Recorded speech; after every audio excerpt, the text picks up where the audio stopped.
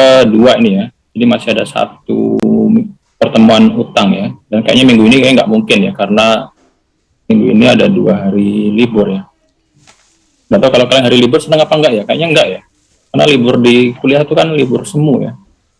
Tetap harus digantikan ya. Dulu kalau zaman SMA mah libur beneran ya, enak ya. Sekarang harus ada jadwal pengganti gitu ya. Nanti saya lihat lah ya. Kayak minggu ini cukup susah nyari jadwalnya ya. Oke. Ya, kita masuk ke pertemuan kedua ya. Jadi minggu lalu kalian sudah ya belajar tentang konsep-konsep dasar dari visualisasi data ya. Kenapa visualisasi data itu penting ya, dan ya apa karakteristik suatu visualisasi data itu dikatakan baik ya kemarin ya, ketika suatu tampilan visualisasi data ya bisa menampilkan banyak ide gitu ya, yang makin banyak ide yang disampaikan dalam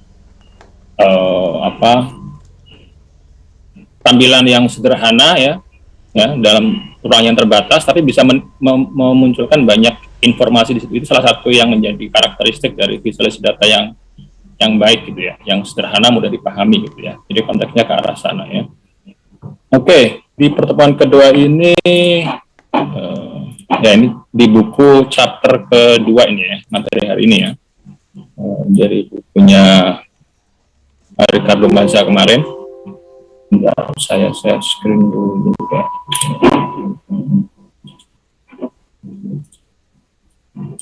Oke, jadi ini adalah materi pertemuan kedua. Jadi tahapan-tahapan dalam ya pembuatan representasi visual ya. Jadi bagaimana dari suatu data kita tampilkan dalam suatu representasi visual ya, dengan berbagai macam ya karakteristik yang ada gitu ya. Oke, kita mulai saja.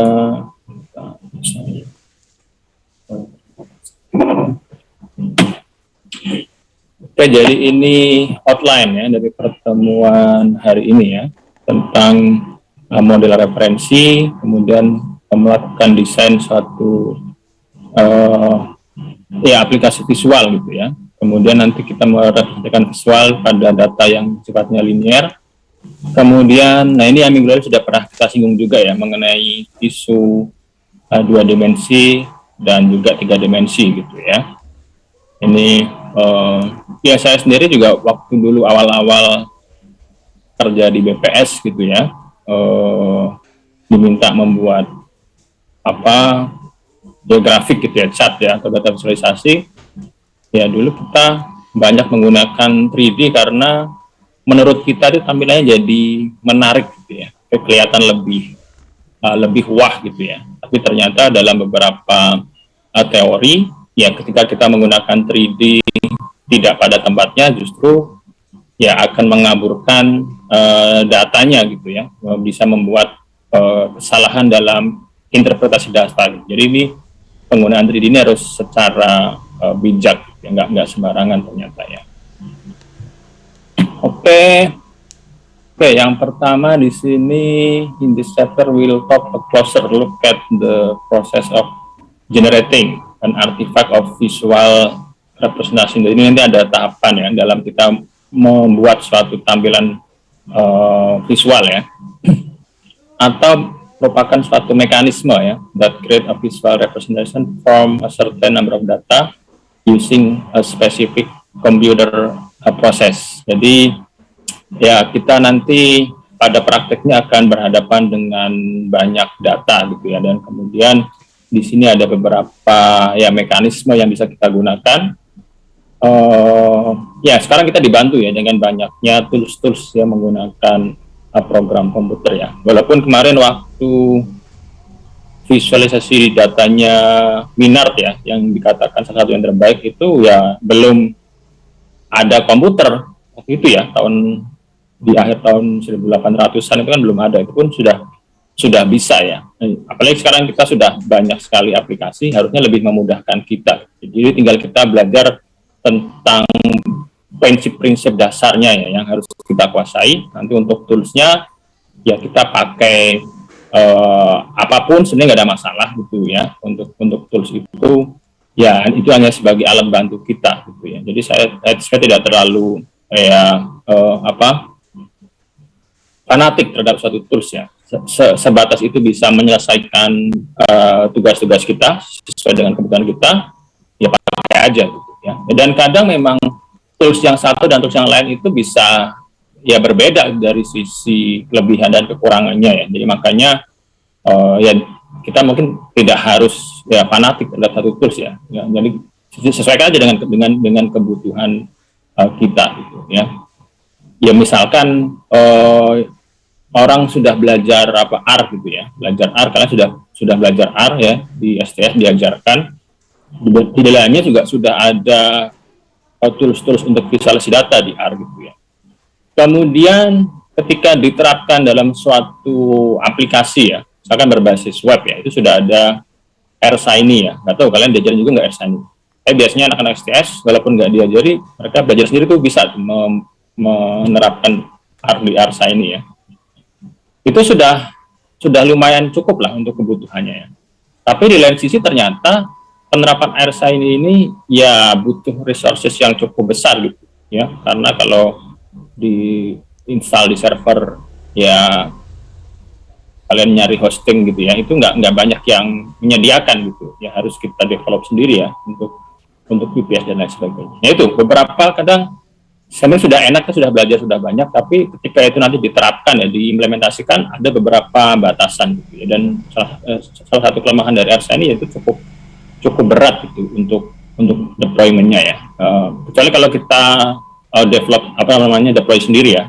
Di STS mah kita resources-nya lebih leluasa lah ya. Jadi kalau mau deploy di R-Shiny di server STS itu ya, kita masih punya cukup banyak space ya. Tapi kalau kalian misalkan ya nyari hostingan gitu ya yang berbayar, itu sepertinya nggak banyak gitu. Harus sewa VPS gitu ya untuk itu beberapa kondisi ya ketika kita menerapkan kadang ya ada kendala-kendala gitu, makanya ya sesuai aja dengan kebutuhan kita.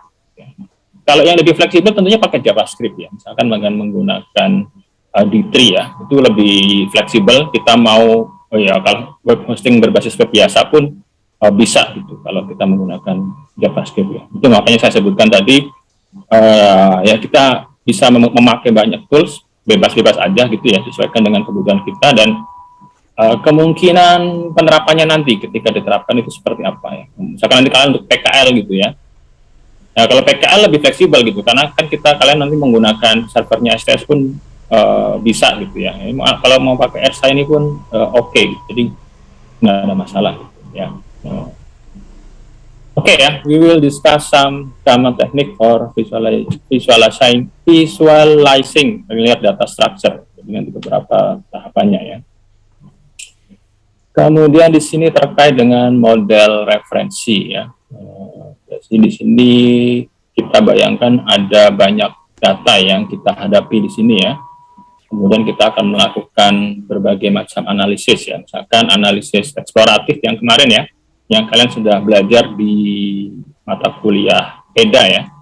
Nah, itu sudah ada ya. Ini menjadi salah satu tujuan juga biasanya kita untuk melakukan analisis eksploratif ya. Atau yang kemarin, kalau kita mau melihat adanya relationship ya antar data yang melihat pola gitu ya, itu juga kita ya bisa melakukan visualisasi data gitu ya, melihat termasuk kemarin ya waktu kalian lihat videonya Pak Hans kemarin ya, yang salah satu visualisasi data terbaik gitu ya, itu kan juga dia melihat adanya hubungan ya, melihat tren perkembangan gitu ya, itu ya disebut sebagai salah satu yang terbaik juga di situ ya, dia bisa memunculkan banyak informasi di sana.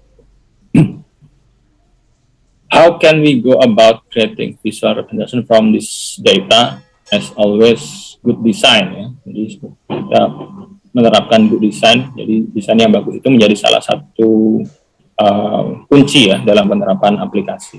Ya, kalau kita membuat perancangan ini ya kunci di banyak aspek ya. Kalian belajar juga kan ya perancangan sistem gitu ya.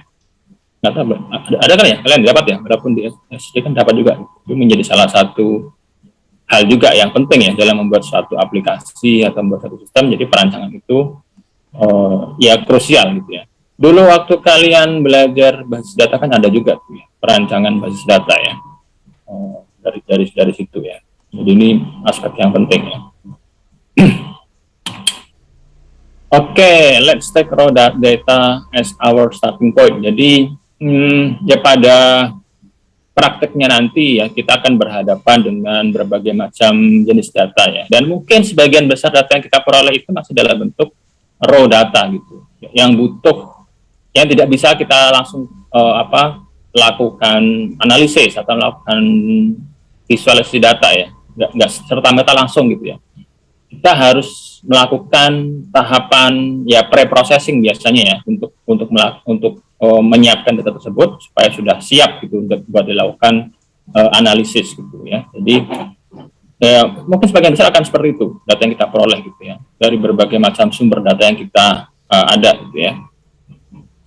As we saw in the previous chapter, we speak of abstract data when this data don't necessarily have a specific connection with physical space ya.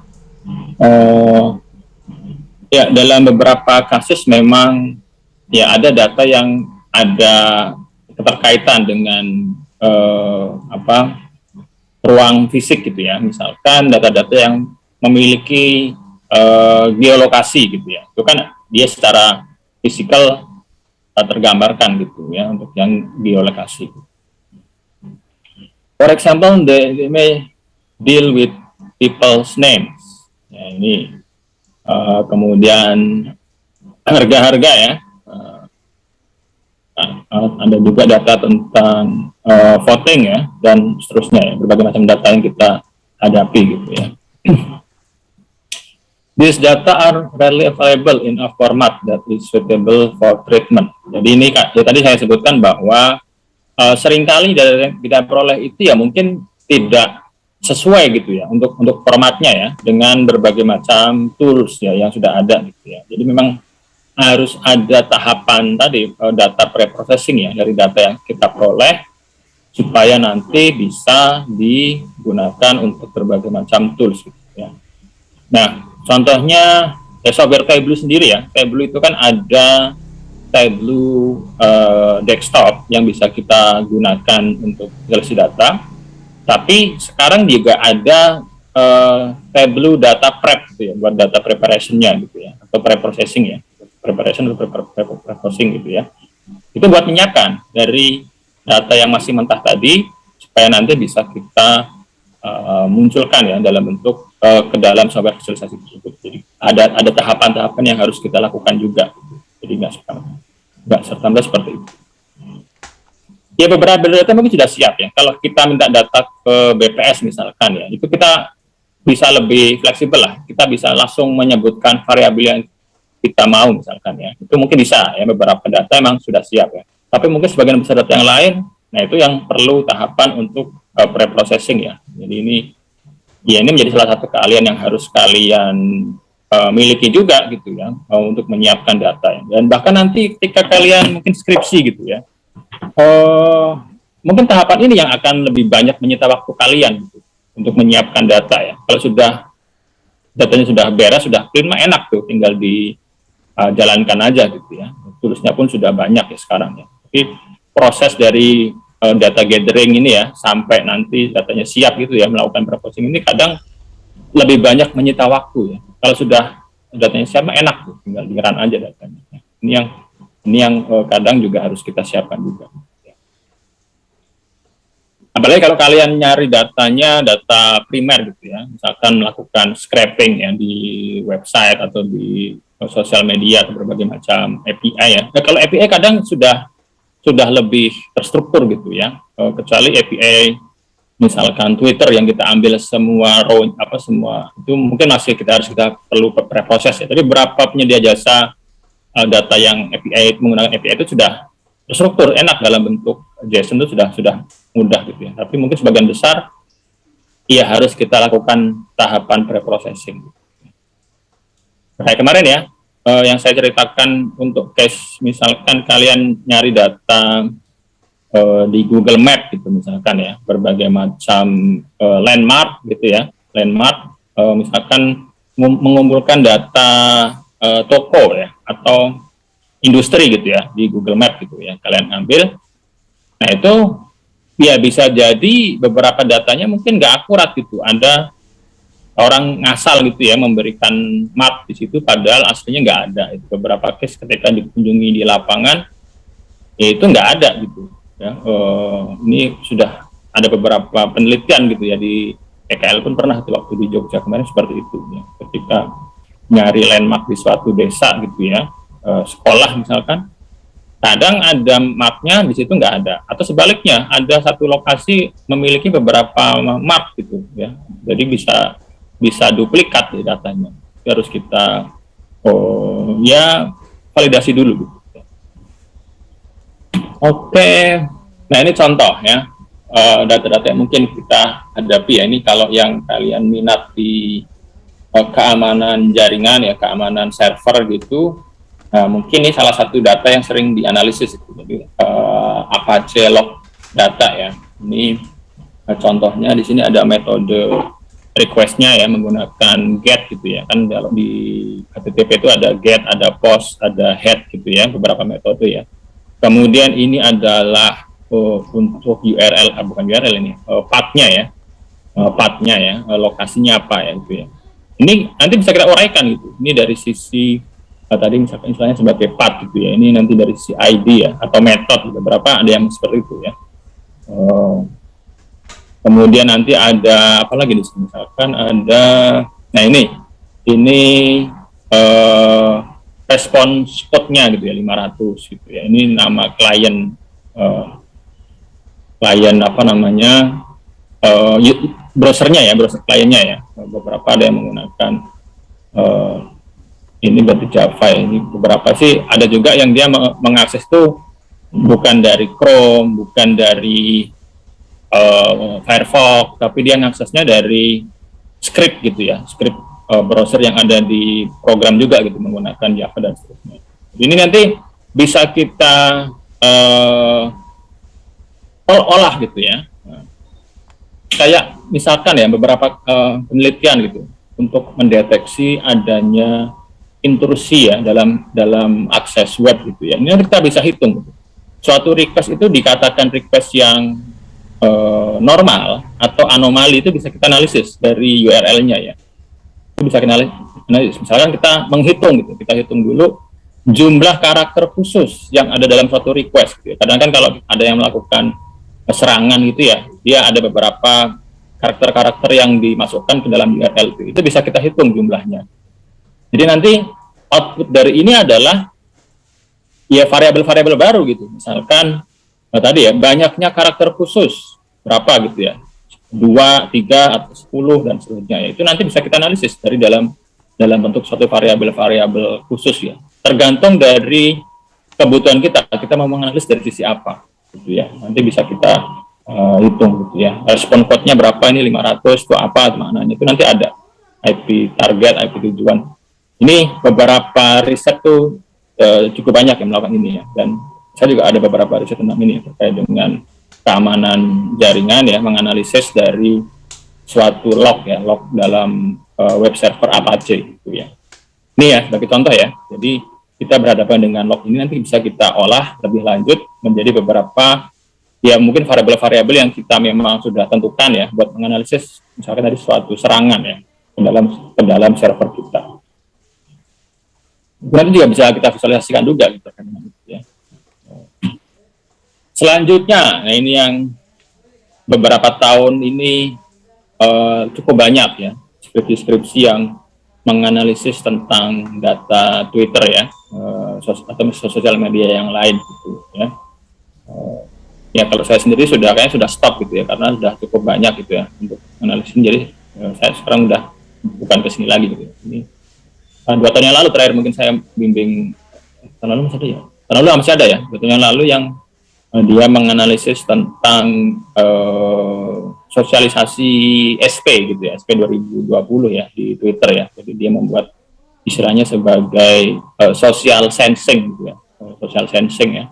Jadi ya dia melakukan scraping data di Twitter gitu. Ya. Ini memang kalau untuk API Twitter itu memang ya berubah gitu.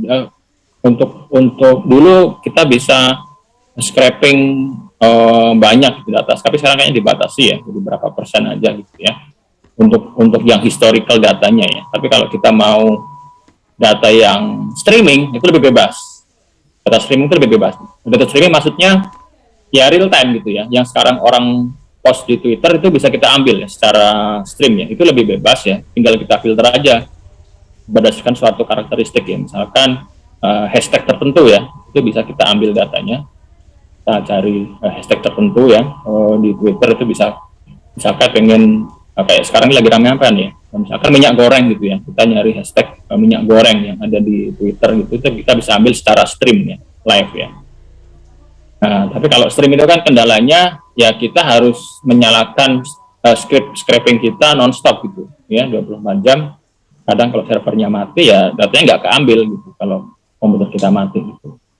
Nah, tapi kalau data history tadi kita nggak bisa ngambil keseluruhan, cuma 30% kalau nggak salah tuh ya, data yang ada di Twitter yang bisa kita ambil.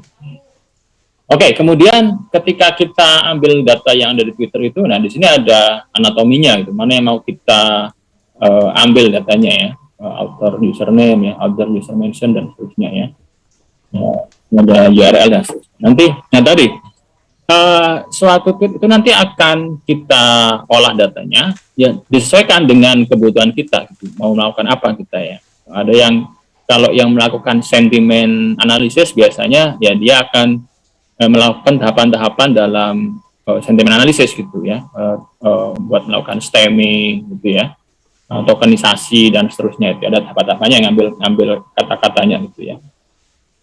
Beberapa ada juga yang misalkan menghilangkan apa itu stop word gitu ya, kemudian nyari asal katanya dari apa, itu beberapa tahapan pre-processing ya dalam analisis kalau kita menggunakan sosial media ya. Nah, itu tahapannya ya.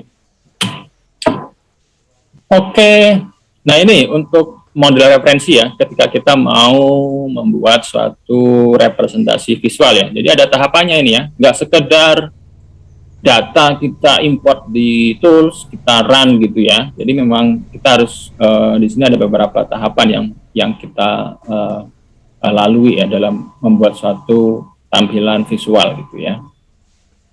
Di sini dari raw data ya, data mentah tadi yang kita dapat gitu ya. Ya mungkin tadi beberapanya mungkin sudah siap gitu untuk dianalisis, tapi mungkin sebagian besar yang lain perlu kita lakukan preprocessing dan juga data transformasi tadi ya. Misalkan tadi dari data log Apache kita transformasi gitu, jumlah karakter khusus misalkan ya, jumlah part gitu ya, itu beberapa data yang kita olah gitu dari suatu log data gitu, nanti kita bisa hitung gitu ya. Kemudian kita baru membuat pemetaannya ya, secara visual gitu ya. Misal nanti kita tentukan ini kira-kira data yang seperti ini akan menggunakan elemen apa saja ya, grafik elemennya apa saja, properti yang kita gunakan apa saja. Nanti di sini tahapannya ya, apakah menggunakan poin ya, apakah menggunakan surface misalnya ya. Ini beberapa tahapan ya. Kemudian tadi selain grafik elemen ada juga grafik properti ya. Properti contohnya kemarin adalah warna ya, kemudian ada shape ya, bentuk ya. Itu adalah contoh grafik dari grafik properti ya. Itu kan bisa kita gunakan buat menampilkan visual ya. Untuk membedakan angka bisa menggunakan size ya, besarnya ya. Misalkan kita menggunakan lingkaran gitu ya. Kemarin ya yang di chartnya itu kan membedakan angka ya, berarti ya lingkarannya kecil, angkanya kecil, lingkarannya besar, warnanya besar gitu ya. Beberapa ada juga yang menggunakan warna buat membedakan. Walaupun kemarin kalau warna itu kadang ya tidak semua warna bisa kita gunakan untuk membedakan suatu nilai ya. Kalau warna sih amannya biasanya ya digunakan buat membedakan itemnya aja gitu ya, bukan membedakan nilai ya. bisa kita gunakan membedakan nilai untuk beberapa kasus gitu ya. Nggak sembarangan ya. Kayak kemarin misalkan warna apa tuh coklat gitu sama warna hijau gitu ya. Kita coklat lebih besar dari hijau gitu kan, ya agak ngasal juga gitu ya, nggak seperti itu ya. Tapi beberapa ada warna yang bisa kita gunakan dan dia bisa membedakan nilai berdasarkan suatu konsensus tertentu ya. Suhu misalkan kemarin ya, suhu warna merah ke warna biru ya, makin merah makin tinggi, makin biru makin dingin gitu ya, setengahnya mungkin putih gitu ya, dan seterusnya. Itu beberapa konsensus yang bisa kita gunakan, tapi nggak semuanya ya. Kemudian baru kita membuat suatu view-nya ya, tampilannya seperti apa ya. Nah, di beberapa visualisasi data ya ada interaksi gitu ya. Kalau kita menggunakan yang interaktif ya, misalkan yang berbasis web ya, sekarang banyaknya berbasis web gitu ya. Kalau visualisasi data menggunakan mobile memang masih belum menjadi suatu pilihan ya, yang terbaik ya, karena kan perangkat mobile itu kan terbatas ya dari sisi ukurannya ya. Makanya kebanyakan visualisasi data ya masih menggunakan desktop gitu ya. Ya ini sebenarnya bisa juga jadi riset kalian gitu ya, untuk topik skripsi misalkan bagaimana sih isu-isu terkait data visualisasi di mobile apps gitu ya. Nah itu kan bisa jadi juga satu topik yang diangkat gitu, buat penelitian gitu, untuk mobile apps ya. Kalau ya memang masih belum banyak ya riset yang ke arah sana ya. Kebanyakan data ya ke desktop gitu. Kalau yang ke mobile apps itu masih belum banyak ya, dengan keterbatasan kan kita perlu satu metode khusus gitu ya kalau ada yang terbatas. Ya sebenarnya sudah ada dalam teori aplikasi berbasis web, itu ada namanya mobile responsive, itu sudah banyak terapan, tapi itu lebih kepada dari sisi penataan menu ya. Mobile responsive itu lebih banyak ke penataan menu, belum banyak yang isu-isu terkait dengan data visualisasi, itu belum banyak. Bagaimana mobile responsive isunya terkait dengan data visualisasi gitu, itu belum banyak ya. Nah, makanya di sini kebanyakan yang interaktif itu dia masih menggunakan web gitu, atau desktop gitu ya. Jadi beberapa riset tentang pembuatan data visualisasi yang interaktif itu ya biasanya berbasis web gitu outputnya ya. Yang menggunakan mobile masih belum banyak. Nah ini biasanya tadi kalau ada yang menggunakan AirShiny tadi ya, atau menggunakan Tableau server pun ada gitu, untuk yang interaktif, atau yang tadi menggunakan JavaScript yang beberapa penerapannya ya.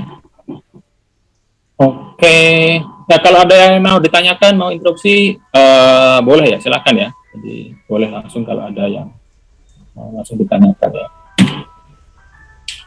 Oke, tahapan pertama tadi ya terkait dengan data preprocessing ini ya. Preprocessing and data transformation. We use the term raw to describe data supplied by the world around us ya. Jadi ini yang tadi sudah saya jelaskan ya. Pada prakteknya ya kita mungkin akan lebih banyak ya berhadapan dengan raw data ya. Raw data ketika kita mau melakukan data analysis ya. The structure usually used for this type of data is tabular. The arranging of data in a table ya, menggunakan tabular in a format appropriate for the software. Jadi ya nantinya ketika tahapan yang kita lakukan ini ya kita harus pelajari dulu suatu software tadi seperti apa sih formatnya yang bisa digunakan untuk software tersebut. Nah nanti tinggal kita siapkan dari raw data tadi, kita olah supaya bisa dipakai di software tersebut gitu ya. Di R atau di Tableau itu seperti apa penggunaannya. Ya walaupun sekarang ya sudah lebih banyak supportnya ya. Di Tableau itu ya bisa banyak data gitu ya, teks, CSV, Excel, bahkan bisa connect ke database ya. Tableau itu bisa connect ke database ya. Jadi kalau kalian sudah punya data di Postgres SQL, itu bisa di-connect ya, dihubungkan ya dari Tableau ke database, itu bisa connect. Ya itulah kemudahan zaman sekarang gitu ya. Tools itu ya memudahkan kita ya. Sudah banyak format yang disupport sama Tableau ya. Kalau di R saya belum tahu ya, R itu bisa ke database nggak ya? Kayaknya bisa ya, tapi saya belum pernah nyoba sih. VR saya belum pernah nyoba tuh connect ke database ya. Kayaknya ada ya plugin-nya ya. Ada yang tahu nggak? VR tuh bisa nggak tuh ke database? Belum nyoba. Itu bisa dicek juga itu yang terkait dengan itu ya, supportnya ya. Oke ya, kita lanjut ya. Nah, ini contoh log ya. Log lagi nih ya. Preprocess di buku pakai log ini ya. Preprocessing and data transformation log file ya. Jadi ini ada apa ini? Suatu forum diskusi ya. Forum diskusi ya, satu web gitu ya. Kemudian ada log ya. Setiap request atau setiap ada aktivitas di website tersebut dicatat dalam suatu log ya. Tanggal berapa gitu ya, jam berapa, apa tuh aktivitasnya. Misalkan Luigi menambahkan satu post gitu ya. Dan seterusnya Orazio melihat diskusi. Luigi yang nambah post lagi nih. Jadi Luigi di hari yang sama dia bikin 2 postingan gitu ya. Dan seterusnya ya. Ini log catatan ya. Ya dari sini nanti bisa kita olah menjadi suatu data gitu ya. Kita lakukan tadi data processing dan juga data transformation gitu ya. Kita bisa buat numeriknya di sini. Bisa kita hitung ya. Misalkan berapa kali nih Luigi melakukan posting, berapa kali nih Orazio melihat diskusi dan seterusnya. Itu kita bisa buat ya tabulasinya lah ya. Kalau di Excel kan ada ya. Di Excel itu ada namanya pivot table ya. Table buat menghitung itu. Ya, kalau log ini biasanya kita hitung ya, kita bikin program sederhana gitu ya, bisa menggunakan Python ya, kita baca filenya, kita hitung gitu ya, kita hitung beberapa aktivitasnya gitu ya, kita melakukan namanya parsing ya, parsing suatu log. Gitu ya. Oke, itu. Nah ini kemudian jadilah suatu tabel ya, misalnya di sini banyaknya postingan dan juga aktivitas membaca dari tiap-tiap user ya, dari data tadi gitu ya. Dari data ini dihasilkan sebuah data yang seperti ini ya, bisa kita hitung gitu ya.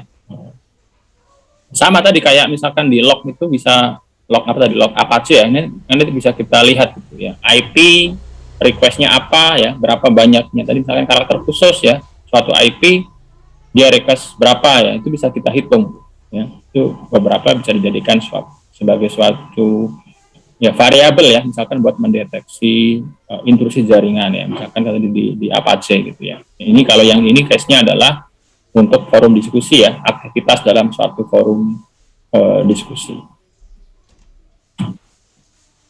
Oke, nah kalau di Twitter biasanya ini ya beberapa field ya yang kita ambil variabelnya gitu ya, ID-nya berapa ya, postingannya kapan dibuat ya, sumbernya apa dan seterusnya ya, ada sentimennya di sini ya, polarity dan sebenarnya banyak tuh. Kalau API-nya Twitter tuh di expand tuh banyak banget. Nanti tergantung kita mau mengolahnya berdasarkan apa gitu ya, dan seterusnya ya. Ini beberapa. Jadi dari tweet tadi bisa kita petakan tuh ya, untuk beberapa data ini bisa kita ambil juga di API itu bisa kita ambil. Beberapa memang harus kita olah gitu ya. Kalau ini sudah ada nih, di API-nya sudah ada ya. Kalau kayak tadi misalkan banyaknya karakter yang gitu itu kita harus hitung sendiri gitu ya. Oke, nah ini beberapa tahapan misalkan ya dalam data processing yang ada di Twitter tadi ya, menghilangkan simbol, number, string, ASCII ya, dan punctuation, tokenisasi, scaffolding, dan seterusnya nih. Ini biasa dilakukan nih sama anak-anak tingkat 4 ya, yang melakukan sentiment analysis di Twitter ya tahapannya ya. Oke, nah kemudian kita melakukan visual mapping ya. Jadi dari processing tadi, kemudian kita petakan ke dalam tampilan visual gitu ya. Nah di sini ada ya 3 hal gitu yang kita lakukan di sini dalam memilih gitu ya, yang terkait dengan spatial substrate ya, kemudian elemen-elemen grafiknya apa yang kita gunakan, dan yang terakhir adalah terkait dengan properti grafiknya gitu ya. Oke. Nah, untuk yang pertama ini terkait dengan spatial substrate ya. Define the dimension in physical space where the visual representation is created ya. Jadi ada berapa dimensinya yang kita gunakan gitu. Yang variabelnya ada berapa banyak gitu ya. Spatial substrate can be defined in term of axis ya, sumbunya ya. Jadi ada misalkan dua dimensi, sumbu X dan Y ya, atau Z gitu ya. Jadi nanti kita petakan dalam ruang Cartesian ya. Spatial substrate correspond to X and Y axis ya. Each axis can be of different types depending on the type of data that we want to map on it ya. Jadi ya, kita lihat tadi ada berapa dimensi datanya, nah, kemudian kita petakan dalam bentuk ruang Cartesian di sini ya. Kemudian, nah ini kita pilih elemen-elemen grafiknya. Kita pilih elemen-elemen grafiknya. Everything visible that appears in the space ya. Jadi semua yang terlihat ya dalam ruang tadi gitu. Kita bisa menggunakan beberapa elemen grafik. Poin ya. Poin misalkan plot ya. Scatter plot itu kan menggunakan poin ya. Graphical elemennya menggunakan poin. Kemudian lines. Contohnya line chart ya. Line chart kan menggunakan line. Jadi beberapa elemen grafik yang bisa kita gunakan. Kemudian surface, misalkan ini stack bar ya, stack bar atau stack line gitu ya. Beberapa ada yang menggunakan stack, itu adalah menggunakan surface. Bar chart itu juga menggunakan ini ya, surface ya. Bar chart ya, yang itu ada luasnya gitu, misalkan ada panjangnya ya. Nah, biasanya yang menggunakan stack itu ya, stack bar chart itu ya.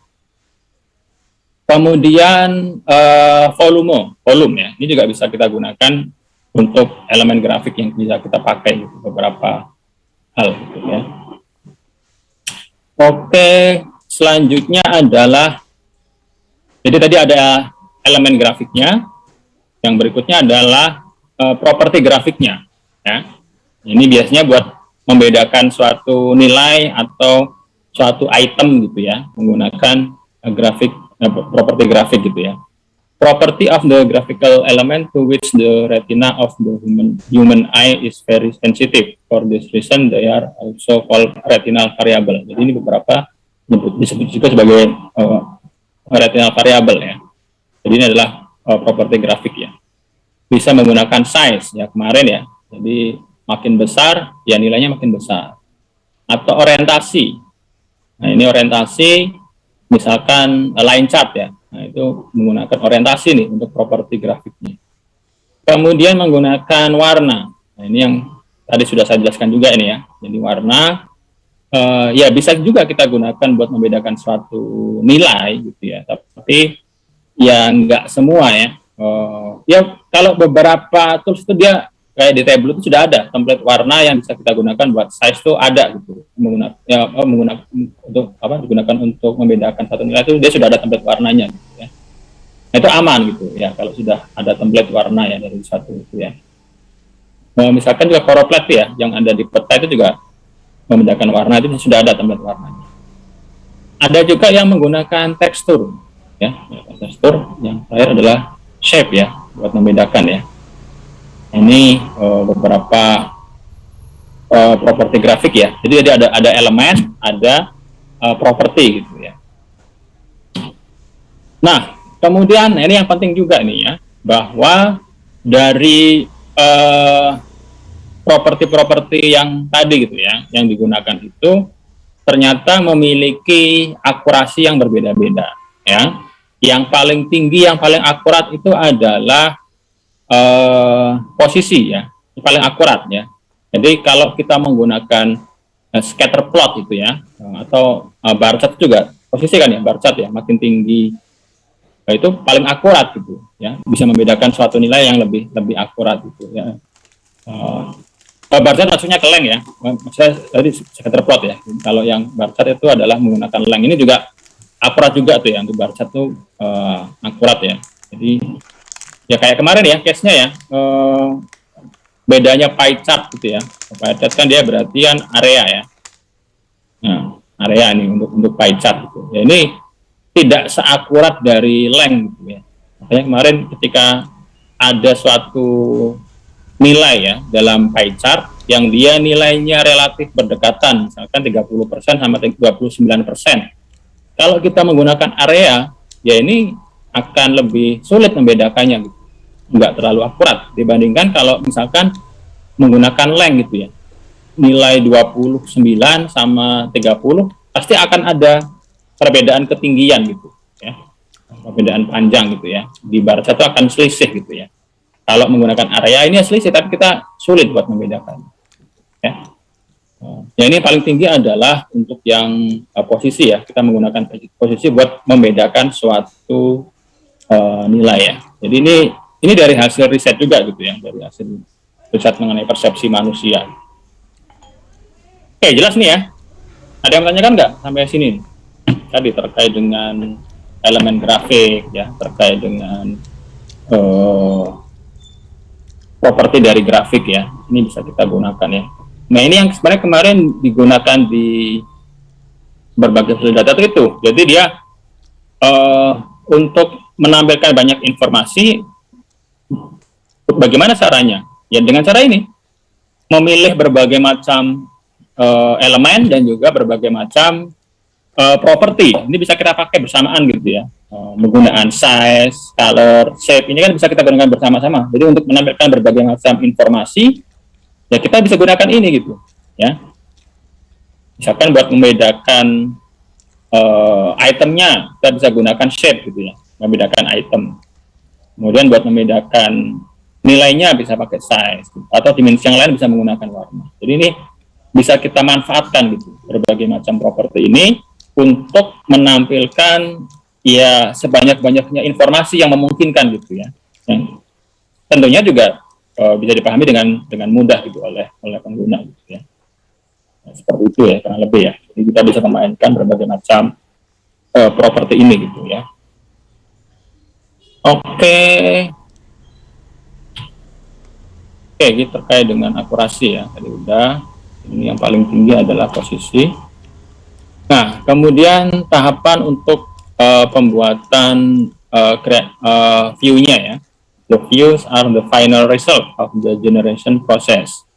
They are the result of the mapping of data structure to the visual structure ya. Jadi dari struktur datanya ke struktur visualnya ya.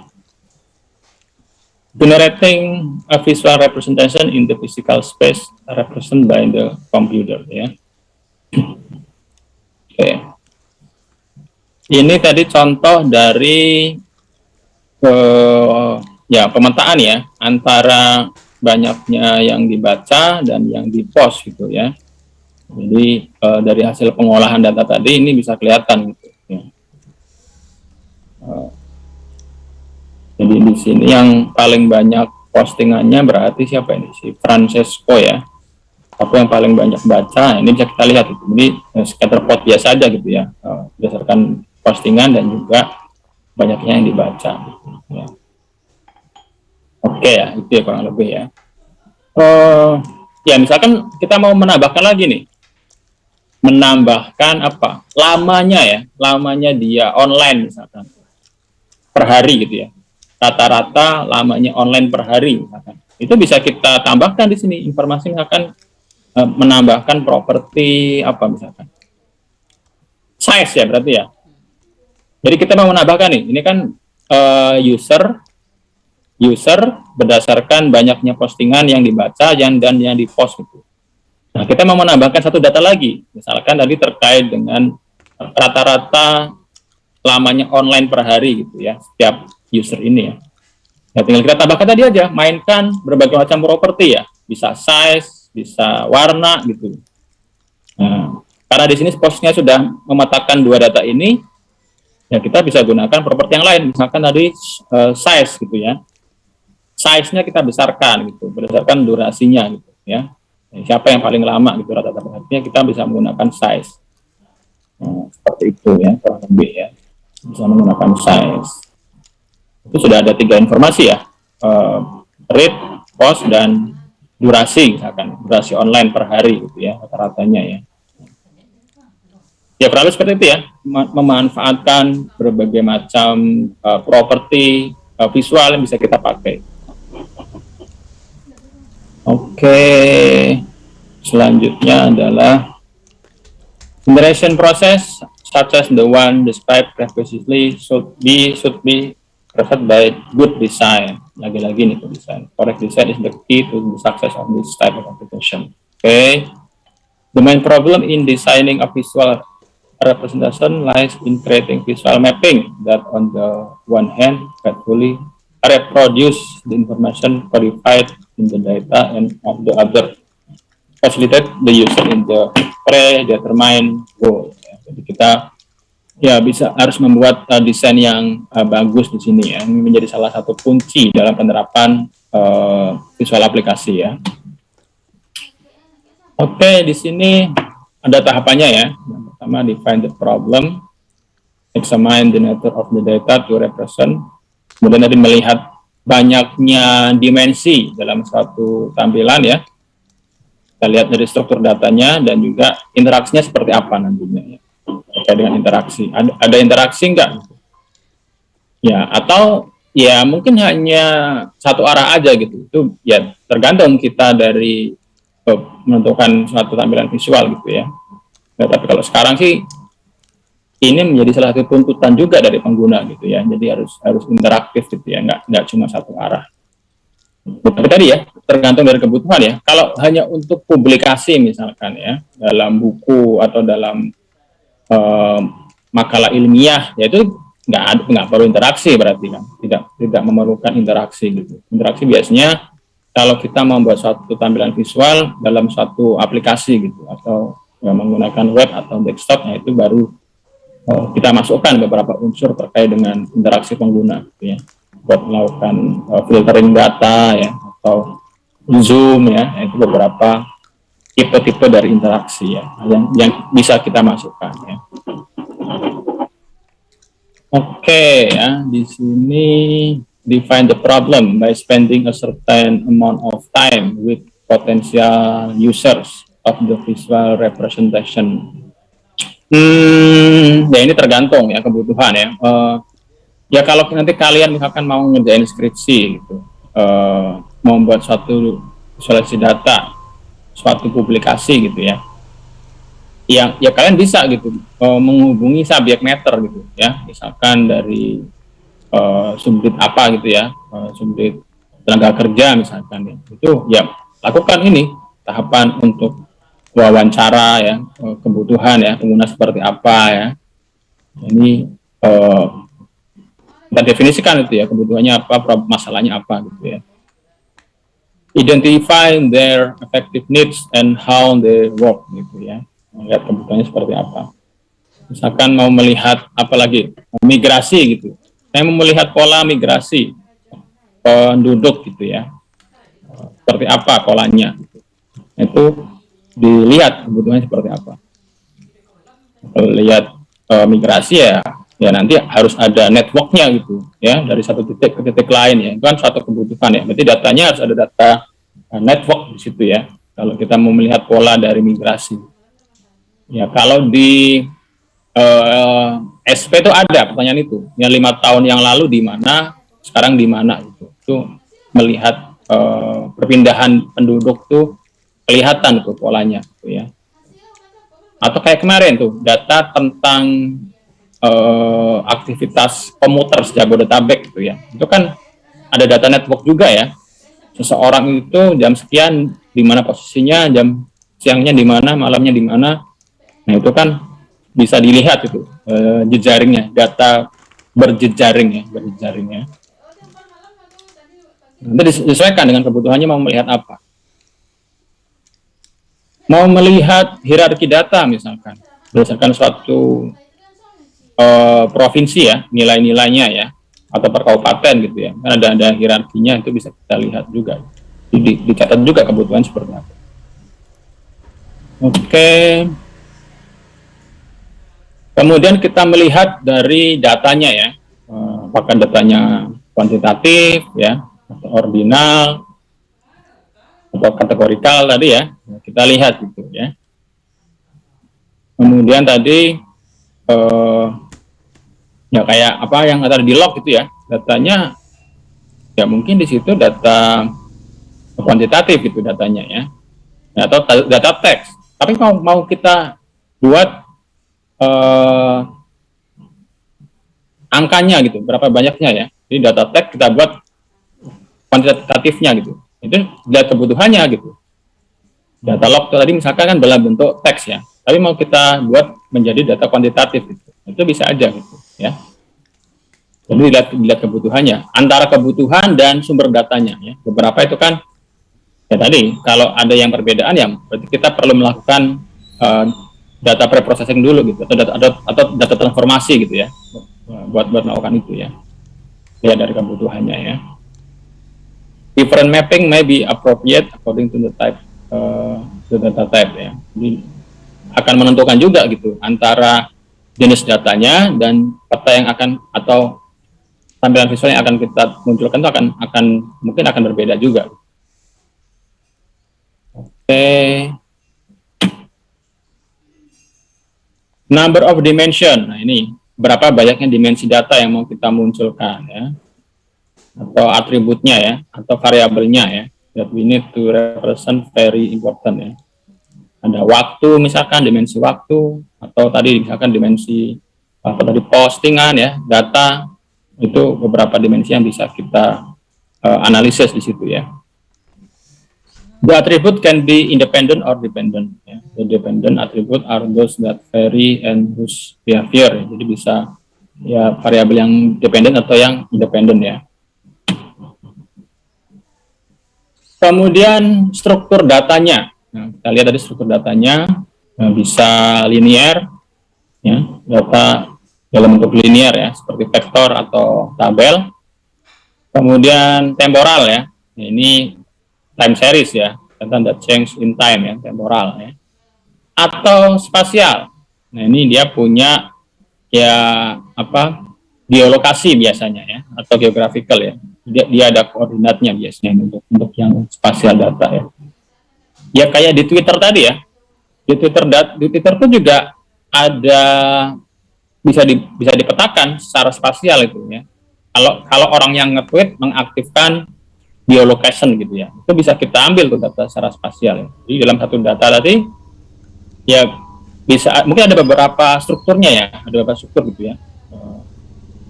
Kalau data di Twitter itu dia bisa temporal, bisa spasial, bisa hierarkikal ya. Jadi network juga bisa gitu. Lengkap tuh kalau data Twitter. Dibuat jejaring pun bisa gitu data yang ada di Twitter ya. Misalkan melihat dari tweet ya. Nah, itu yang kalau kalian sering ikuti apa tuh drone empret tuh ya. Drone empret, tahu kan ya? Drone empret yang dia menganalisis Twitter terhadap suatu isu gitu ya. Misalkan apa terkait dengan minyak goreng, dia kumpulkan tweet-tweetnya itu, kemudian dia buat SNE-nya itu ya, itu kan ada data yang berjejaring juga itu ya, tweet and retweet itu ya, dari situ kelihatan tuh. Makanya kalau kita lihat data yang ada di Twitter itu, ya dia bisa beberapa struktur gitu yang kita pakai ya, nantinya ya, temporal bisa, linear juga bisa gitu, spasial bisa. Hierarkical kayaknya nggak secara langsung, kalau di Twitter nggak secara langsung ya, tapi bisa kita buat juga ya hierarkinya di Twitter ya. Kemudian networknya jelas, nah, di Twitter itu banyak digunakan untuk yang berjejaring ya, kayak tadi misalkan yang apa tadi migrasi ya atau komuters itu bisa juga dimasukkan dalam kategori data network ini ya. Kita lihat ya datanya seperti apa, seperti apa. Oke, itu ini contoh tadi yang social network ya, melihat data yang berjejaring ya. Ini juga cukup banyak juga di anak tingkat 4 yang analisis data social network yang melihat hubungan antar data ya. Oke, ini contoh datasetnya ya untuk yang social network ya. Ada source, target, weight-nya berapa gitu ya. Ini ada node-nya ya. Ini contoh ya dataset untuk yang social network ya.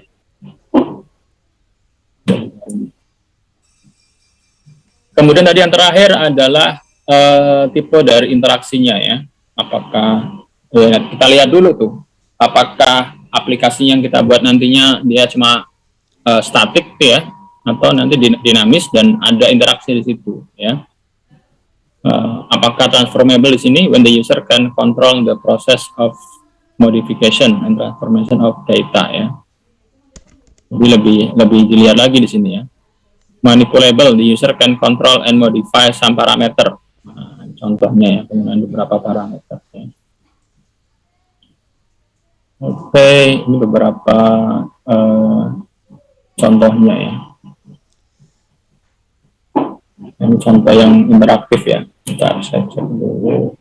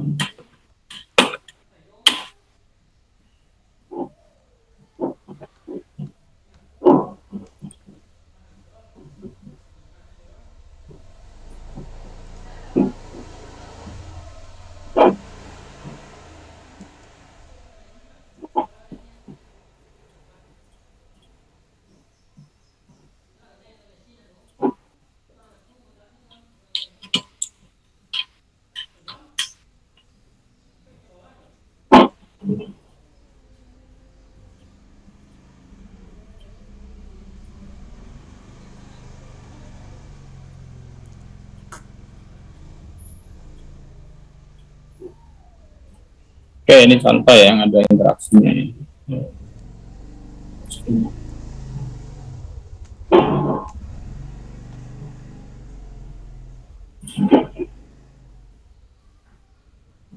Ini ada interaksi di sini ya. Stasiunnya, bukan beberapa penumpang yang didapatkan di sini.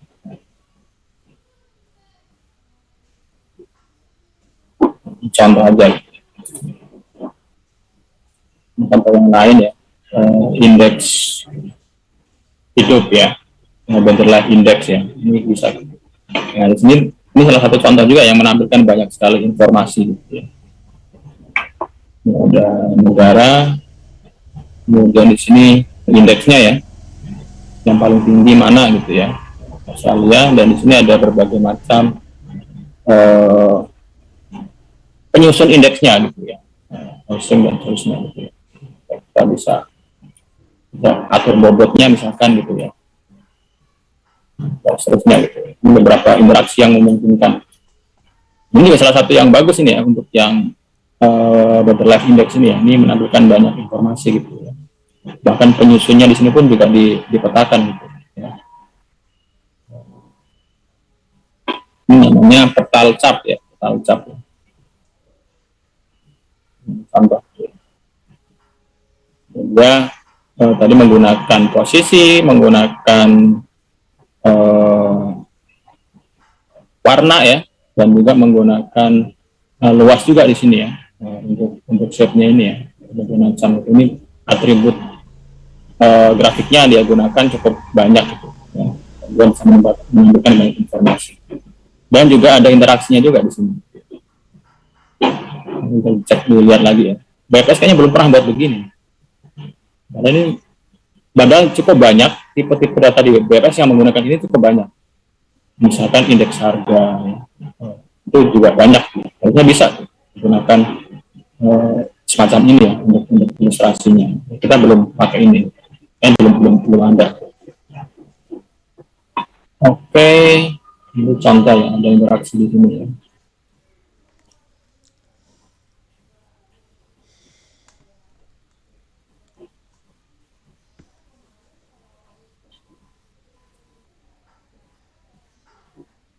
Ntar bisa dilihat sendiri tuh ya, Better Life Index ya. Kemudian ini beberapa variabel yang bisa jadi pertimbangan ya. Dan dari struktur datanya, dari tipe datanya, dari dimensinya ya berapa banyak gitu ya. Kemudian tadi untuk menampilkan apa datanya, buat komunikasi, buat eksplorasi, konfirmatif, analisis, gitu ya, melihat hubungan ya, tergantung kemudian seperti apa, kemudian tipe datanya seperti apa tuh, kuantitatif, ordinal atau kategorikal, kemudian dimensinya berapa, univariat, bivariat, trivariat, multivariat, ya. Struktur datanya yang linear, temporal, spasial, hierarki, network gitu. Interaksinya seperti apa? Apakah statik, transformable atau manipulable ya. Beberapa pertimbangan ya ketika kita nanti mau membuat satu visualisasi data ya. Mana yang kita ambil gitu ya. Oke, yang univariat, misalkan di sini ada contoh GNP ya, GNP ya, PDB ya, PDB suatu negara gitu tahun 2000 ya. Di Argentina, Brasil, Kanada dan seterusnya gitu ya. Nah, ini yang kayak contoh kasus kemarin tuh ya di awal. Nah, bagaimana kita menentukan yang terbesar, tertinggi gitu dari angka ini ya. Kalau menggunakan tabel, ya agak sulit gitu ya. Kita harus scanning dulu ya. Semua angkanya kita scanning, kita bandingkan antar data gitu ya. Mana yang lebih tinggi? Ini Prancis lebih tinggi, Jerman lebih tinggi gitu ya. Kita bandingkan lagi gitu ya. Oh berarti Jerman yang paling tinggi. Yang paling kecil, ini kebetulan kelihatan cukup mencolok ya, New Zealand. Jadi kita harus melakukan scanning gitu ketika kita melihat data dalam bentuk tabel ya. Makanya ya ketika dia direpresentasikan dalam bentuk yang visual itu akan memudahkan pengguna melihat dengan lebih mudah dan lebih cepat gitu ya. Ini contohnya yang simple ya menggunakan bar chart ya. Kelihatan ya Jerman. Ini langsung ya kalau kita lihat secara visual Jerman dan New Zealand gitu. Kalau yang tadi kan kita harus scanning dulu gitu ya. Kita bandingkan di ya di pikiran kita gitu ya. Kita bandingkan ya. Kalau datanya cukup banyak ya, effort kita lebih susah gitu ya. Seperti itu ya. Oke. Kemudian scatter plot. Nah, yang tadi ya disampaikan bahwa bar chart ini tadi menggunakan length gitu ya. Dan ini ya kayak yang Argentina ini ya sama Switzerland gitu ya. Ini kan karena dia posisinya cukup jauh ya. Kita agak sulit nih membedakan angkanya Argentina dan Switzerland mana yang lebih tinggi gitu ya. Apalagi dia cukup jauh gitu ya. Kalau berdekatan mungkin masih bisa kelihatan gitu ya. Nah kalau kita menggunakan yang scatter plot, yang posisi, nah di sini ada kelihatan nih Argentina dan Switzerland itu lebih tinggi Argentina gitu ya. Posisinya akan kelihatan lebih seperti ini gitu ya. Nah, kelihatan lebih kelihatan ya. Ada lagi yang Brasil dan Spanyol ya berdekatan nih. Ini kan juga cukup sulit nih ya membedakan ya. Brasil dan juga Spanyol ya. Nah, kebetulan di sini kalau di sini kelihatan gitu ya. Lebih tinggian Brasil. Nah, di beberapa bar chart itu solusi paling gampangnya sebenarnya kita bisa melakukan sorting. Ya, ini juga salah satu trik ya. Sorting dari misalkan kiri ke kanan itu ya. Yang paling tinggi paling kiri gitu ya. Ini akan kelihatan ya. Grafiknya turun seperti itu ya. Itu akan bisa membedakan mana yang lebih tinggi itu bisa kita lakukan dengan melakukan sorting tadi ya. Sorting data kita petakan ya, beberapa tips gitu ya. Karena kan kalau nggak kita sort di sini kan juga nggak ada maknanya gitu. Cuma ini diurutkan aja berdasarkan apa ini?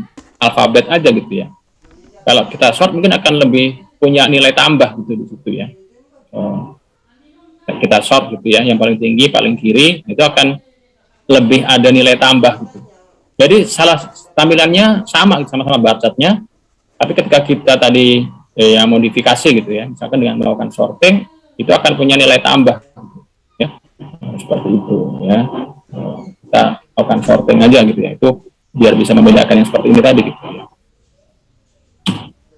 Oke ya itu ya. Jadi ini perbandingan antara scatter plot dengan bar chart. Ya tadi disebutkan juga kan ya di slide sudah ada bahwa posisi itu lebih akurat ya. Ini kita bisa lihat ini lebih akurat ya dibandingkan dengan length gitu ya. Apalagi yang berdekatan gitu ya. Kalau di sini kita bisa kelihatan Brasil lebih tinggi dari Spanyol gitu ya, lebih akurat ya. Oke, itu scatter plot.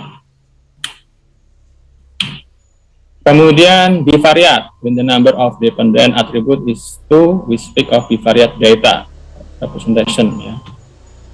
Nah, di sini ada ekspor, ada impor ya. Ini lebih sulit lagi ya. Kalau kita melihat datanya aja, kita cari nih nilai tertinggi terendah gitu ya dari data ini, ya lebih sulit lagi tuh ya. Sudah ada dua variabel di sini ya. Dua variabel lebih sulit lagi gitu. Oke, di sini ya kita bisa menggunakan scatter plot gitu ya, ekspor dan impor ya. Kelihatan di sini ya, mana ekspornya paling tinggi ya. Netherlands di sini ya. Nah, impornya tinggi adalah Portugal ya.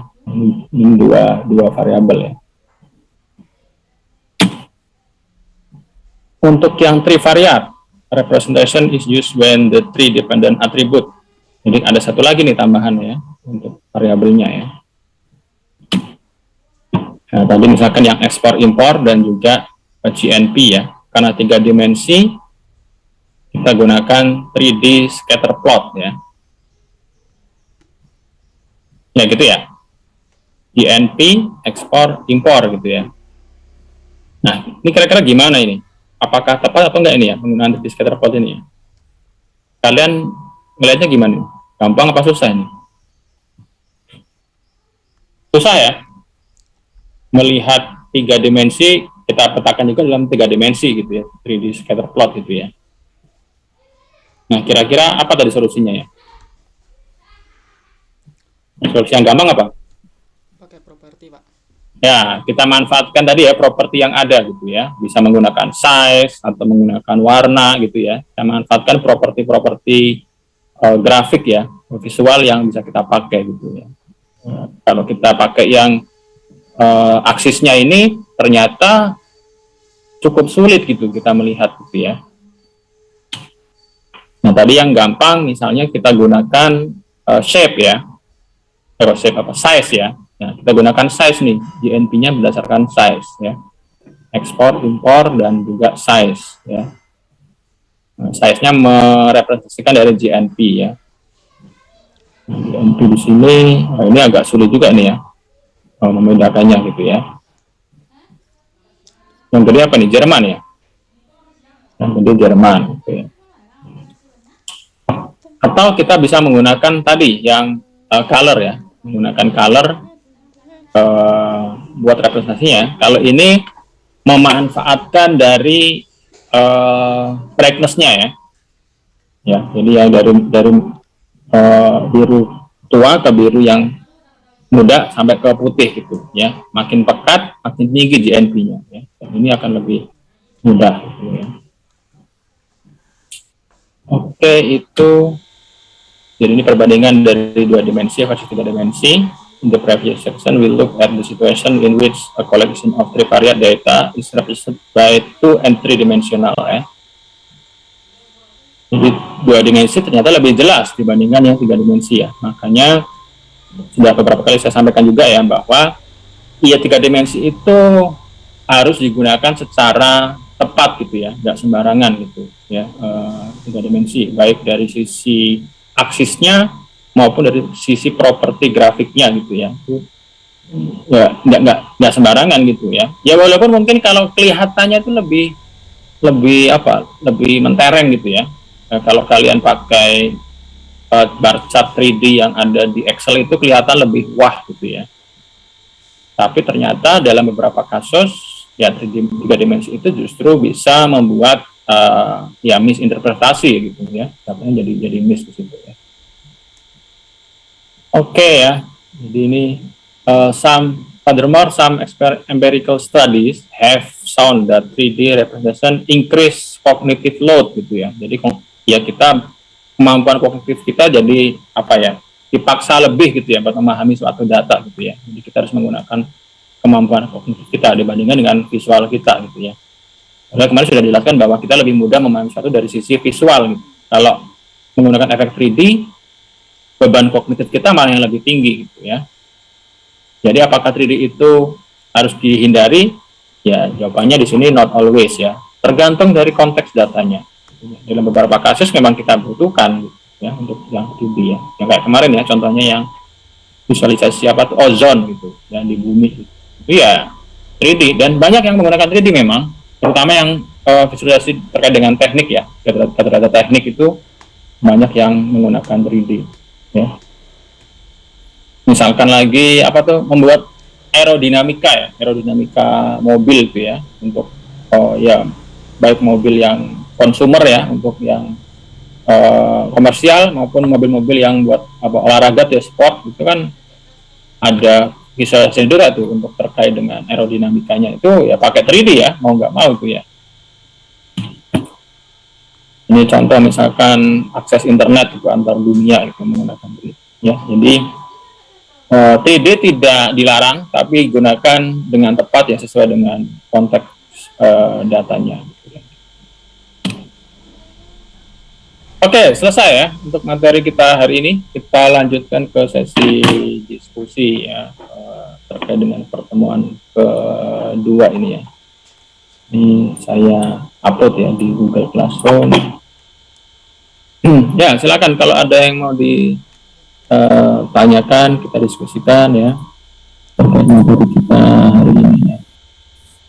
Ya, silakan.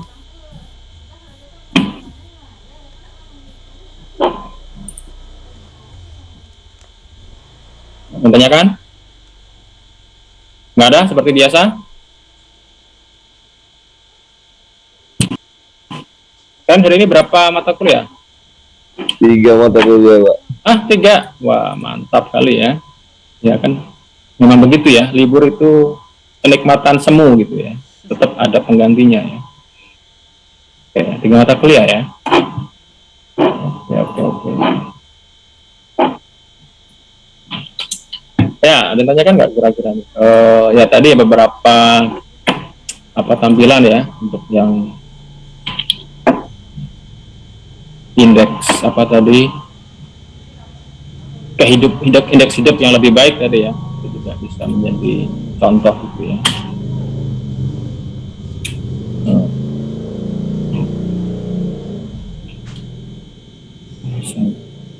Google Classroom.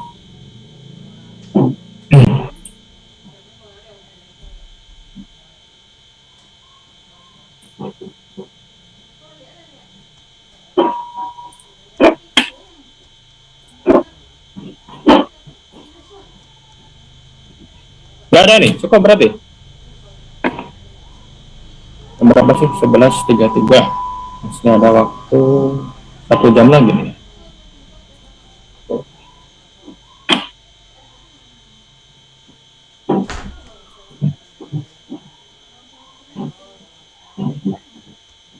Saya mau tanya apa?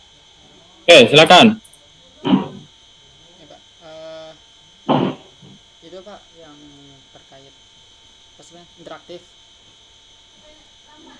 Oke. Saya pernah apa ya, kayak kadang-kadang lihat-lihat visualisasi gitu di website atau apa gitu. Kadang interaktif itu malah menurut saya sendiri mengganggu gitu. Hmm.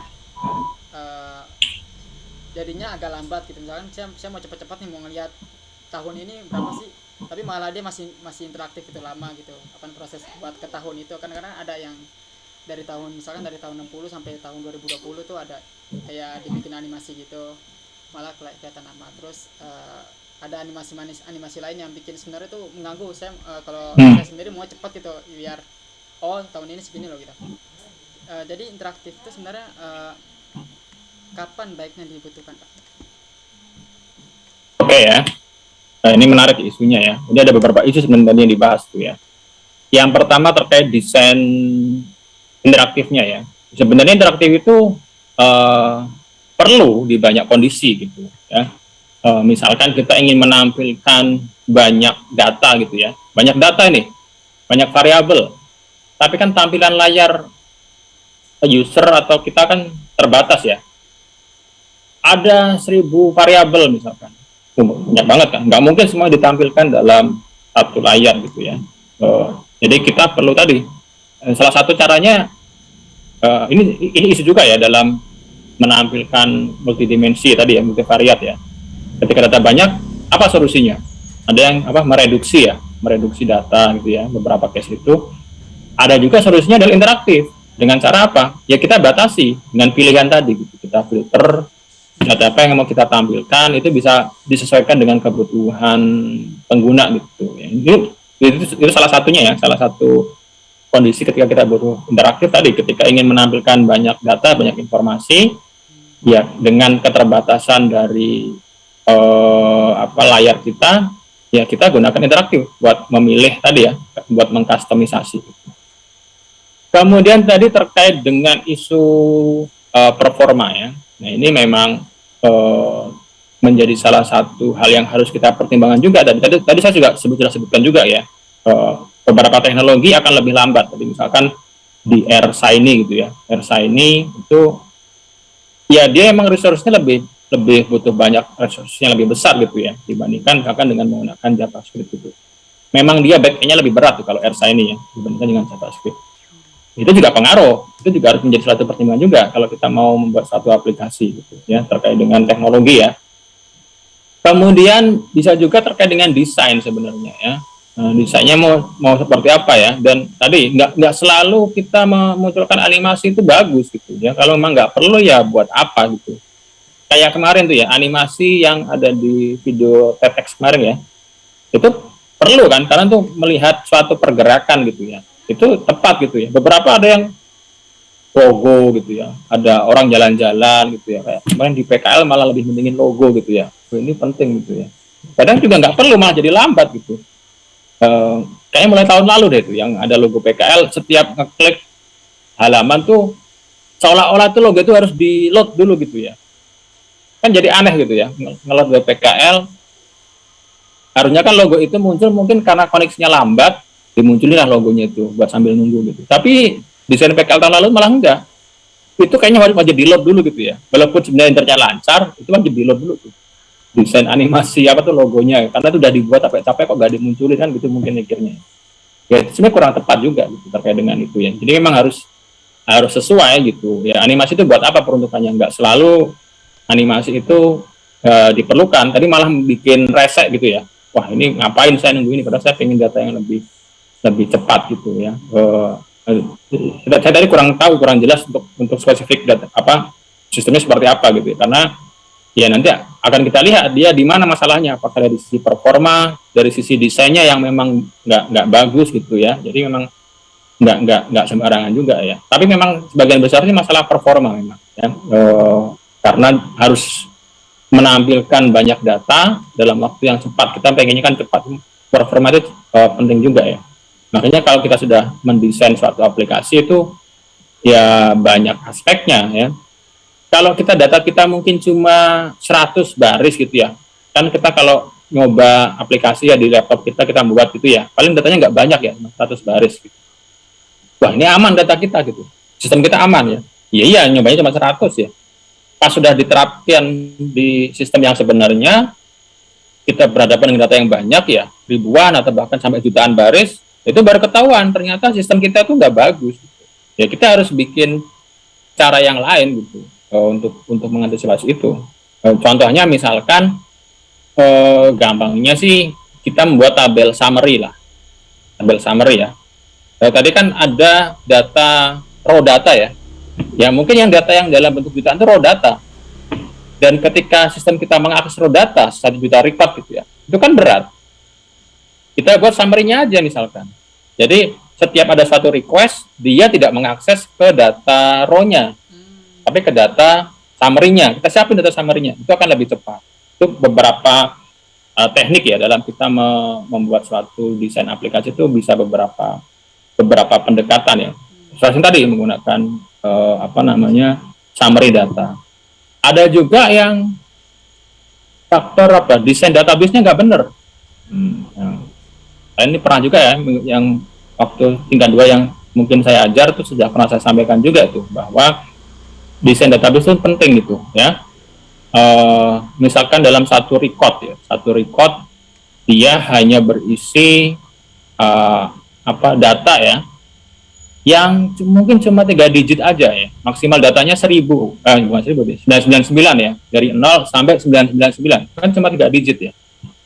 Karena kita mau gampang, kita pakai integer. Namanya gitu integer. Padahal integer tuh dari minus berapa tuh? 1 miliar apa 5 miliar tuh, sampai plus 6 miliar. Range datanya tuh besar tuh integer, dan dia butuh memori yang lebih tinggi, lebih banyak. Padahal tadi data kita cuma menampung 0 sampai 999.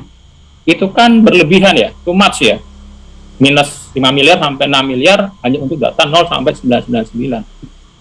Nah, nggak tepat itu memakan memori yang banyak. Nah, harusnya kita cari tipe data yang sesuai antara 0 sampai 999, mungkin apa, ini integer lah atau apalah yang paling mendekat itu. Ya, dan kan kalau dalam tipe retun ada yang sign, ada yang unsigned ya.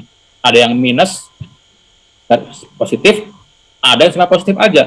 Ya, kalau cuma 0 sampai 99, ya kita cari tipe data yang hanya positif aja, nggak ada minusnya, yang 0 sampai 99. Itu akan lebih memakan memori yang lebih kecil gitu. Karena ini kita bicara data dalam skala besar ya. Itu akan sangat signifikan. Tadi ketika datanya cuma 100 baris, ya mungkin nggak kerasa kita pakai desain yang salah tadi ya. Semuanya kita kasih integer semua. Ya, data kita cuma kecil nggak signifikan, tapi kalau sudah dalam jutaan record, 1 byte dikali 1 juta record itu kan udah banyak banget gitu ya. Itu beberapa hal yang bisa kita improve ya ketika kita membuat suatu sistem gitu. Ini kalau anak SI saya tekankan terus tuh ya, buat mendesain itu harus nggak sembarangan juga gitu ya. Kayak kemarin tuh ya, waktu apa tuh kemarin tuh, questionnaire-nya tuh ya kemarin tuh ya, questionnaire-nya kan katanya ketika variabelnya ditambah udah mentok tuh ya, maksimal di MySQL-nya ya, sudah mentok tuh ya. Ya karena desain di database-nya di time survey itu dia nggak spesifik menentukan tiap tipe datanya ya, makanya pukul rata semua tuh. Jadi ketika sudah banyak banget, yang space yang kepake banyak juga gitu ya. Akhirnya kemarin udah mentok tuh, nggak bisa ditambahin lagi tuh. Ya itu satu kelemahan juga ya kalau kita menggunakan teknologinya orang gitu ya, ya kita terima aja gitu ya. Mau kita perbaiki ternyata mungkin banyak hal yang harus kita perbaiki gitu. Itu agak repot juga ya. Jadi intinya ketika kita mendesain suatu sistem, ya harus kita tes juga. Untuk skala yang kecil, skala yang besar itu akan memiliki ya perbedaan gitu dalam skalanya. Makanya kita harus mendesain itu sebaik mungkin ketika di tahapan awal tuh nggak sembarangan gitu ya. Itu akan kelihatan dampaknya ketika sudah besar datanya, akan kelihatan sekali dampaknya. Ya mudah-mudahan bisa menjawab ini ya, karena ini sebenarnya harus dilihat case per case ya. Seperti apa tuh, kenapa lambat, harus kita lihat juga untuk case per case-nya di mana dia letak permasalahannya, karena bisa beberapa hal gitu ya terkait dengan itu. Ya, bisa menjawab ya, Hafiz ya. Ya, pertanyaan jadi bagus. Ya, apalagi silakan kalau ada yang mau didiskusikan. Saya mau nanya lagi boleh Pak? Oke, silakan. Itu kan tadi kayak Elsa ini kan berat Pak ya, kalau misalkan taruh di sistem, kalau mungkin JavaScript ringan. Kalau Tableau sendiri gimana Pak? Oke. Kalau Tableau itu bayar ya, untuk Tableau server itu berbayar. Jadi selama ini sih kita pakai hostingannya Tableau gitu. Jadi kita nggak develop Tableau server sendiri, tapi pakai hostingannya Tableau yang Tableau public itu ya. Jadi kalau buat dashboard, ya udah pakai yang ada di Tableau aja gitu ya. Itu servernya Tableau sih relatif lebih aman kalau servernya Tableau gitu ya. Ya tapi tidak, dari sisi kustomisasinya kurang. Dari sisi kustomisasinya kurang karena kita pakai servernya Tableau gitu ya. Nah, itu lebih apa ya? Lebih praktis aja kalau kita pakai dashboardnya Tableau gitu ya. Walaupun tadi untuk beberapa fitur mungkin lebih terbatas ya. Kalau kita deploy sendiri AirSign itu lebih fleksibel. Kita mau ngapain aja itu lebih fleksibel. Ingat kustomisasinya tadi ya, walaupun drawbacknya tadi ya, butuh spesifikasi yang lebih tinggi gitu ya untuk AirSign. Ini dari pengalaman ya, gitu ya. Anak-anak kalau Pak dulu develop Sign itu lebih berat gitu ya, butuh bandwidth yang lebih tinggi juga untuk akses internetnya gitu ya. Ya memang untuk yang paling ringan tuh yang JavaScript itu ya, menggunakan D3 itu lebih ringan untuk dipakai ya. Ya walaupun ya lebih apa? Lebih scratch lah ya. Lebih scratch. Jadi kalau kita develop D3 itu lebih scratch. Kalau pakai Ars ini kan sudah banyak package-nya ya. Sudah banyak itunya, tinggal kita import aja, itu sudah lebih mudah ya dibandingkan pakai D3 itu ya lebih scratch gitu ya. Walaupun sekarang pun sudah banyak yang ngembangin package di D3 JavaScript itu sudah banyak juga, tinggal kita pakai, tinggal sesuaikan untuk datanya gitu ya. Ya tapi memang seperti itu tadi ya case-nya ya. Ya kalau di Tableau sih sudah ada, itu tinggal kita pakai aja. Ya tapi tadi ya untuk kelemahannya mungkin customisasinya kurang dibandingkan dengan kalau kita develop server sendiri ya. Kalau kita develop server Tableau sendiri itu berbayar. Tableau server berbayar. Ya gitu ya. Oke, ada lagi, silakan. Yang masih ada lagi yang mau didiskusikan? Mau tanya Pak. Oke, Fauzan ya, silakan. Tapi tentang scraping mungkin Pak. Jadi kan kalau di Google Maps itu setahu saya untuk scraping itu nggak diizinkan gitu Pak. Maksudnya Google melarang gitu. Jadi kita tuh semacam apa ya? Agak ilegal, cuman karena untuk undang-undang di Indonesia itu belum ada yang mengatur scraping itu, jadi mungkin masih abu-abu gitu Pak. Jadi untuk pengalaman Bapak sendiri mungkin gimana Pak untuk scraping yang web yang mungkin yang udah dilarang dari webnya itu tapi masih masih di scraping gitu, misalnya Instagram atau Facebook gitu, itu kan setahu saya dilarang gitu dari pihak penyedianya. Oke. Ya, ya memang itu ya. Untuk beberapa website itu memang dia memberikan batasan itu buat mengakses itu nggak boleh sembarangan gitu ya. Ya ini terkait juga dengan antara faktor legalitas dan juga ethical ya dalam mengakses satu sistem atau dalam penelitian gitu ya. Dan memang kalau di Indonesia itu belum sepenuhnya ya, untuk itu benar tadi sampaikan, kita belum punya aturan mengenai itu. Ya paling kalau kita itu ya kita minta izin gitu misalkan ke Detik atau kemana gitu ya. Dan makanya Google Map itu kan dia API-nya terbatas gitu ya. Kalau untuk mengakses API-nya terbatas, ya mau nggak mau makanya kemarin itu melakukan scraping gitu ya. Kalau scraping ya memang agak lebih ribet ya dibandingkan kalau kita ngakses dari sisi API-nya gitu ya. Dan itu memang benar tadi sampaikan ada batasan ya dari pihak Google-nya. Ya kalau tapi BBS sekarang ya sudah melakukan itu gitu ya. Ya ini belum pernah dibahas juga mengenai aspek hukum dan legalitasnya, karena kita memang di Indonesia memang belum mengatur itu. Ya paling dari sisi itu tadi aja, dari sisi etikalnya aja ya. Dari sisi etikalnya kadang ya kita kalau ngakses ya jangan terlalu istilahnya melakukan brute force gitu ya, kita batasi lah ya secara itu ya, biar nggak ganggu sistem mereka gitu ya. Ya walaupun sebenarnya kalau semua yang ada di internet itu dasarnya ranah publik ya, kita nggak bisa mengatur juga gitu ya. Makanya kayak misalkan kita membuat suatu video gitu ya, nggak boleh di copy, nggak boleh di tapi kan dia bisa nge-record ya. Nah, kan gitu kan ya, kita ngelarang itu ya. Tapi kalau tadi sesuatu yang sudah di internet itu menjadi ranah publik, makanya kita pun juga kalau kita yang menyediakan informasinya, kita juga harus hati-hati juga gitu, nggak sembarangan juga gitu ya, karena apa yang sudah kita upload itu menjadi ranah publik gitu ya.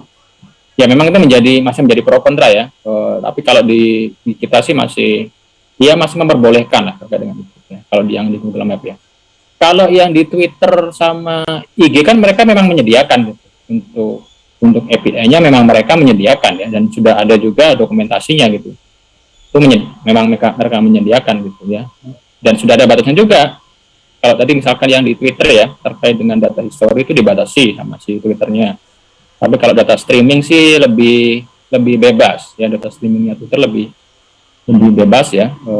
Saya pun juga kadang ngambil data dari situ gitu untuk ya kalau saya sih banyak beberapa riset dan juga kadang iseng juga tuh ya buat melototin suatu isu tuh kadang ya asik juga tuh bikin skrip buat mantengin streamnya orang gitu ya, tweetnya orang gitu. Kalau di Twitter sih lebih bebas ya, karena dia juga sudah menyediakan API-nya. Di Google Map nggak ada tuh API-nya. Ya kita harus scraping ya URL satu-satu tuh, ngambil dari poin-poinnya itu. Makanya kalau data dari Google Map itu lebih kotor ya, dalam tanda kutip lebih messy lah ya, lebih berantakan, harus kita validasi ulang. Ya. Nggak tahu, mudah-mudahan ini menjawab ya. Intinya di situ bahwa di kita memang belum ada terkait dengan aturan itu, dan ini masih menjadi ya perdebatan gitu ya terkait dengan itu. Yang bisa kita lakukan paling itu tadi ya, kalau mau ngambil data itu ya bisa izin, kemudian jangan brute force gitu ya, jangan brute force ya. Kemarin beberapa bimbingan saya pun ada gitu yang ngambil data dari situs-situs travel ya, Traveloka atau apa tuh ya, terkait dengan hotel dan juga harganya ya. Itu kalau pakai beberapa aplikasi, misalkan pakai Kovacs data capture itu ya, Kovacs apa tuh ya, yang bikin robot itu sering crash karena aplikasinya membatasi sebenarnya. Tapi kalau kita pakai scraping pakai Python kan kita bisa bikin exception sendiri tuh ya. Kalau crash bisa kita perbaiki. Ya yang makanya kemarin kamu batasi jangan terlalu brute force gitu ya. Misalkan ya setiap 5 menit berhenti gitu ya, berhenti nanti lagi gitu ya. Jadi jangan terlalu itu, karena itu juga bisa mengganggu sistem gitu. Paling itu aja yang bisa kita lakukan. Kita misalnya lebih beretika lah ya. Kita kan istilahnya pengen minta data mereka ya. Jadi kalau itu jangan mengganggu ya, jangan mengganggu sistem mereka gitu ya. Paling itu aja yang bisa kita lakukan. Oke gitu ya, Fauzan ya. Oke, ada lagi yang mau didiskusikan? Cuma di luar konteks ya terkait dengan scraping ya, makanya saya juga kurang bisa menjawab gitu ya. Jadi aspek-aspek legalitas hukum itu memang di kita masih belum ada gitu ya. UU ITE pun sampai sekarang kayaknya kemarin terakhir itu masih jadi perdebatan juga itu ya. Tapi UU ITE itu ya banyak pro kontra juga ya, dan belum mengatur masalah itu, masalah privasi itu kayaknya masih dalam bentuk draft gitu. Kalau yang privacy data dan itu masih belum deal juga gitu. Oke, ada lagi, silakan. Ya boleh, kalau di luar konteks pun nggak apa-apa tadi. Tadi kalau tadi scraping sih masih nyambung tadi ya, terkait dengan data gathering itu masih nyambung lah. Cukup? Cukup? Responsi apa Pak? Oh, responsi. Oke, responsinya ya. Responsinya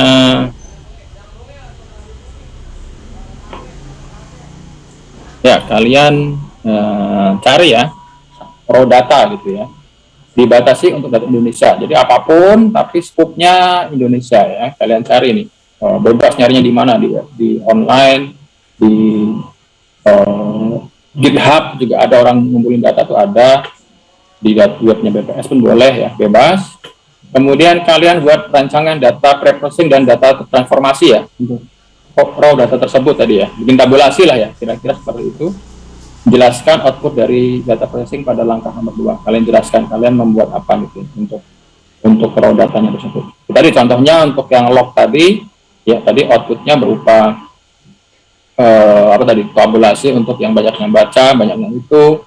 Misalkan tadi buat lagi banyaknya post per hari ya, itu kan salah satu outputnya ya. Ini kalian buat ya. Ini untuk scope-nya adalah data Indonesia, bebas ya, kalian cari bebas. Nah, nanti dikumpulkan dan kalian bisa saling share gitu ya, diskusi ya, dari tahapan raw data tadi ini bisa menghasilkan apa sih untuk data processing atau data transformasi tadi gitu ya. Jelas ini ya, boleh di screenshot ini.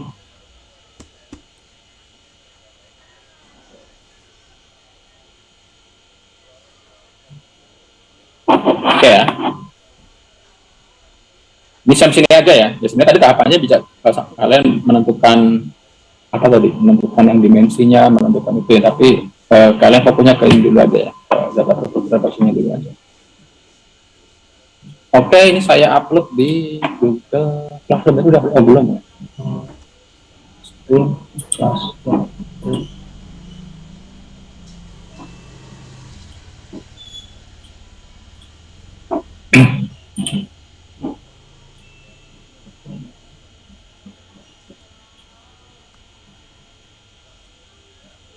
Creating visual representation. Oke.